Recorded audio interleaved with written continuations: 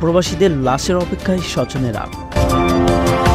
বিস্তারিততে যাওয়ার পূর্বে আপনারা যারা এই চ্যানেলে নতুন, চ্যানেলটি সাবস্ক্রাইব করে কমেন্টের মাধ্যমে আপনার মতামত শেয়ার করুন। অবৈধভাবে সমুদ্রপথে ইতালি যাওয়ার সময় তিউনিসিয়ার ভূমধ্যসাগরে নৌকাডুবিতে মারা যাওয়া ৮ প্রবাসী বাংলাদেশের লাশ দেশে পৌঁছেছে। বৃহস্পতিবার দুপুর 12:20 দিকে সৌদি এয়ারলাইন্সে একটি ফ্লাইটে হযরত শাহজালাল আন্তর্জাতিক বিমানবন্দরে পৌঁছে শুক্রবার সকালে ময়নাতদন্তের পর পরিবারের কাছে মরদেহ বুঝিয়ে দেওয়ার কথা রয়েছে। এদিকে মারা যাওয়া ৮ জনের মধ্যে ৫ জনই মাদারীপুরের রাউজের বাসিন্দা, বাকি ৩ জন গোপালগঞ্জের মকসুদপুরের।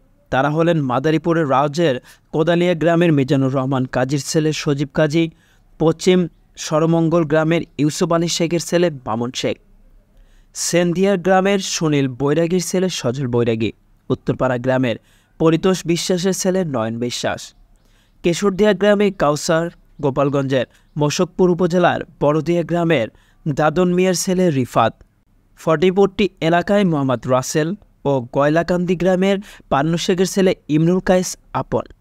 স্বজনেরা জানান, গত 14 জানুয়ারি মাদারীপুরের রৌজের ও গোপালগঞ্জের মকসুদপুর উপজেলার বেশ কয়েকজন যুবক ইতালির উদ্দেশ্যে বাড়ি থেকে বের হন। প্রথমে তারা বিমানযোগে লিবিয়া পৌঁছান। পরে গত 14 ফেব্রুয়ারি লিবিয়া থেকে দালালদের মাধ্যমে একটি ইঞ্জিন চালিত নৌকায় ইতালির উদ্দেশ্যে রওনা দেন তারা। মাঝপথে তিউনিসিয়ার ভূমধ্যসাগরের নৌকার ইঞ্জিন ফেটে আগুন ধরে যায়।